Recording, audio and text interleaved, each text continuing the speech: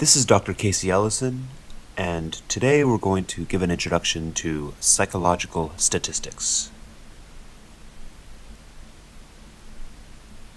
So let's begin by talking about populations and samples. Population is the collection of units, for example, people, plankton, cities, whatever you want to put in there, to which a study's findings will be generalized. In psychology, the broader group of people that a study is about, that would be your population.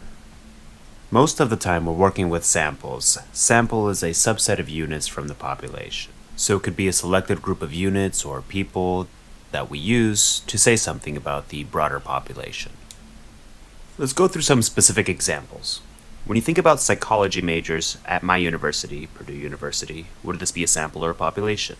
It depends. If you want to say something about psychology majors, you can sample some of them to say something about the population of psychology majors. If instead you want to say something about all psychology majors all over the country, then the psychology majors at Purdue would be a sample. Let's say you sample college students. Right here, you're probably going to sample college students to say something about college students everywhere. If, on the other hand, you were interested specifically in Purdue University and Purdue students, then Purdue students be your population and you can sample from a group of them. Descriptive statistics are used to describe current samples and populations. The mean, the standard deviations we'll talk about in just a moment. Inferential statistics, T statistics, Z statistics, and so on, are used to make probabilistic statements. In psychology, probabilistic sample-based statements about a broader population. So descriptive statistics are used to organize and summarize multiple observations. And note that there's an S in observations. It's more than one. We're never doing a study on just one person because it's really hard to say something about a broader population based on a sample of one person, or for that matter, two people. So descriptions based on more observations are more trustworthy than the descriptions based on fewer observations. Now let's say, for example, we're looking at reaction time or aggressive acts. Now what we're going to find is we might have reaction time 0 seconds, we can go up with milliseconds. Here we're simply looking at the number of people that fell in each score. So one person might have had a really fabulously fast reaction time, maybe just a few people. There are some more that had a slightly slower reaction time, even more than a slower reaction time, and the mean reaction time, which is right about here.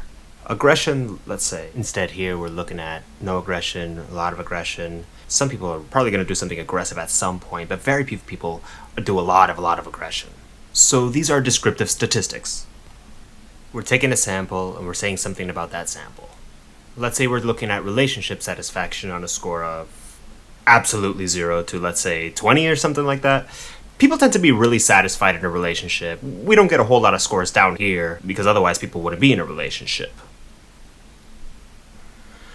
So, one thing we might be interested in is how much spread there is in our scores. And we can calculate the scores by looking at how different each score is from the center of the distribution, the mean. So we can look at each score and see how much it differs from the mean of all the scores in that sample.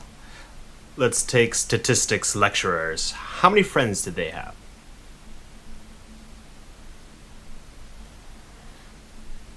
So this graph shows some different lecturers. We got lecturer 1, lecturer 2, lecturer 3, lecturer 4, lecturer 5. And let's say that number 1 has only one friend. Okay, and number 2 has a few more friends. And number 3 and 4 have 3 friends, and number 5 has 4 friends. The mean number for the friends is right here. And you can see that each score may differ from that mean. So this deviance right here is simply taking the difference between the actual score and the mean for that score. Actual score, means of the sample. This lecturer had the same score, so it's going to be the same deviance, actual score versus mean of that sample. So how would you summarize this? You add all the deviations, but that's going to give you 0. they'll cancel each other out because some are positive and some are negative around the mean. So instead what we do is with each deviance which sums to 0, we square the deviances. And we get what's called the sum of squared error. So we take the deviance and we square it. Take the next deviance of the deviation and we square it. So the squared deviations are more useful to us. So we can take the sum of those. Of course, the value depends on how many scores you got. That the sum of squared deviations is going to be greater. So it's something you're going to have to divide by the number of scores. 520 divided by 5. And that's what's called your variance. You probably heard that term used before in descriptive statistics. There's a mean and there's a variance. This variance is a unit squared. Remember how we were talking about how many friends people have? This isn't going to make a lot of sense to us, whereas these scores make a lot more sense to it. 1 friend, 3 friends, 4 friends. To get back to this unit, we have to take the square root. So we simply take the square root. It's measured in square units of the variance. It's not very meaningful, so our standard deviation takes the square root of that, and we get 1.14. The bottom line is means and standard deviations are common ways of characterizing observations. Okay, so yeah, just getting back to this example, these are 2 different distributions. This one has a mean right here. This one has like the same exact mean, but they have different standard deviations. This one's more spread out, bigger standard deviation. This one's less spread out, smaller standard deviation. This is another way of looking at it with the lecturers, and we're back to the actual scores that people had. This one had 3 friends, this one had 2 friends, and so on. Here you have the same mean as here. Here the scores are much more spread out. Okay. Can we be confident that 2 means represent a real difference? And so we got 2 different groups, 2 different samples. We take the mean of each. Are they truly different?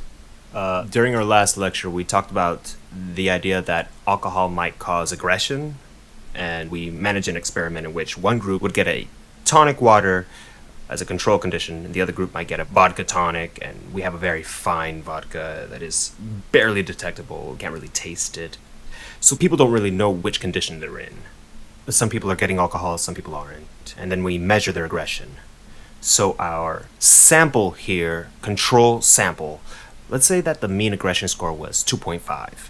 In contrast, let's say our experimental sample, the one that was randomly assigned this condition, who drank alcohol, let's say that their mean score was 6.5. Those are different means. Is that a real difference? So you have to ask, what is the likelihood that these 2 samples, these 2 sample means differ this much if alcohol doesn't have any effect whatsoever? This looks to me like alcohol has an effect. It's possible that alcohol really doesn't have an effect, and that by chance alone these 2 samples happen to differ. So do these 2 means differ because alcohol has a true effect? Or is it the case that alcohol really doesn't have an effect, but they differ because they were different samples from the same population?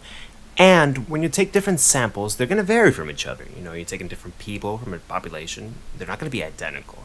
So there's some random variation, there's some chance that the alcohol doesn't really have an effect, that these 2 samples just vary by chance alone. So how do we answer that question? How do we know if that's a real difference or not? We need a test statistic that indicates the probability of this degree of difference occurring if the difference is due to random variation. Now, I know that's hard to grasp. Test statistic is saying like, all right, let's assume that this is just chance variation. These are actual samples, same population, okay, that we didn't actually create a new population of alcohol. It didn't have a true effect, didn't create any population. The test statistic will tell you the probability of that occurring. If it's a pretty big probability, they probably are from the same population. If it's a very small probability, it means that it's unlikely that these are from the same population. You've actually created a new population by giving some people alcohol and assessing their aggression. That's where inferential statistics come in. Now, is the goal of psychological research to describe a single sample of observations? No, we want to say something beyond a sample. into a target population. Saying something beyond a sample is an inference, and that's why it's called an inferential statistics. So inferential statistics are tools used to sample data to draw conclusions about a population. For example, we might use the mean to make an inference, the sample mean to make an inference about the population mean value.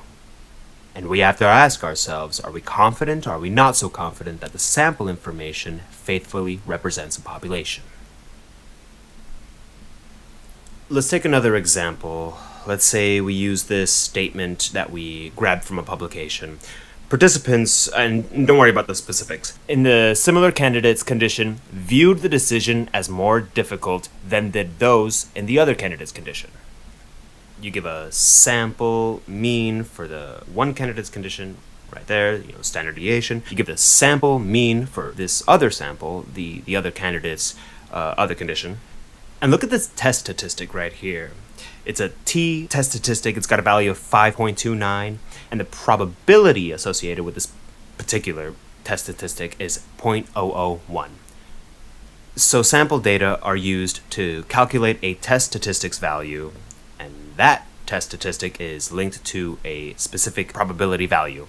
This probability value indicates the likelihood of the observed effect of the sample, assuming there's no effect on the population.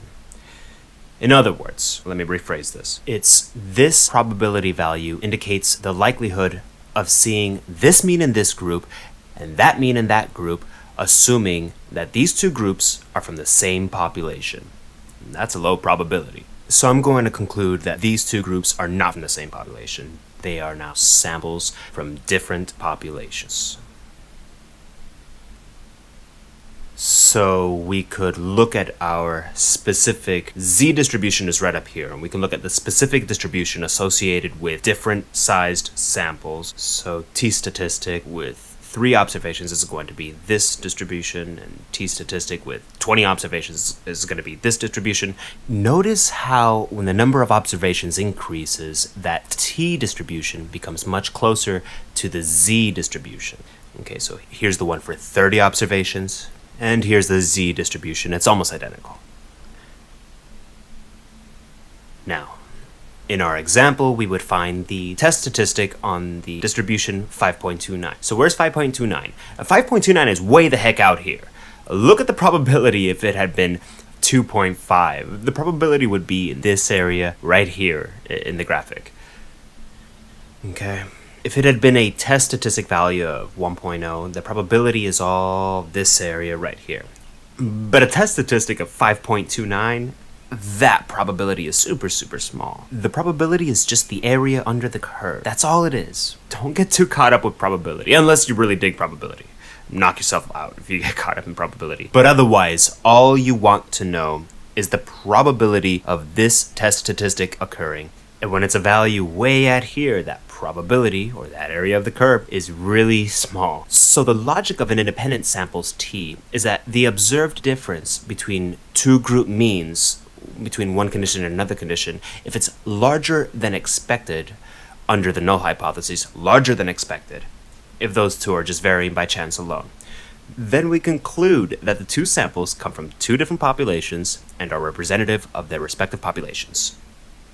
On the other hand, the two samples come from the same population, and they just happen to differ a lot from these two samples, then, we wouldn't get that probability as low.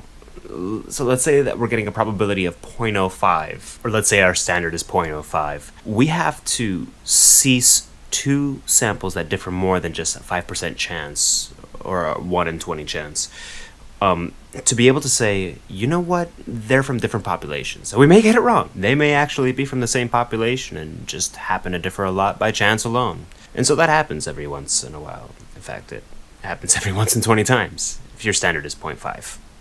So by what standard do we judge if the two means are equal? We use this test statistic, the t. We're looking at the observed difference between two sample means. We expect a difference between the population means. Now, if the null hypothesis is true, we would expect 0 difference right here. with the, let's see, okay. So if they're from the same population, the two means differential would equal 0. Okay, so we would actually ignore this part right here. Now, we would be looking at the observed difference between the standard of the two samples. And we want to figure out if they're different enough, and the way we do that is that we take into account how much samples tend to differ from each other in a population. We're just taking one sample, then another sample, then another sample, all from the same population. How much difference is there really going to be? Is this difference bigger than that, or is it about the same as that? So the standard error right here provides us a gauge of the expected difference in means when they're from the same population. In contrast, if we've had this phenomenally successful manipulation and created a true effect, then we've actually created a new population. And so we expect this difference to be pretty big when gauged to the expected difference in means from the same population. Alright, let's just skip this slide for now. Okay. Having group means differ by a lot will cause a large test statistic. Having samples that wouldn't differ by that much, just by chance alone, would also cause a large statistic. So what makes for a large test statistic? Well, again, you can have a really big effect, or it could be that the differences don't differ that much by chance alone. Okay, that's all we're going to talk about today. Thank you very much.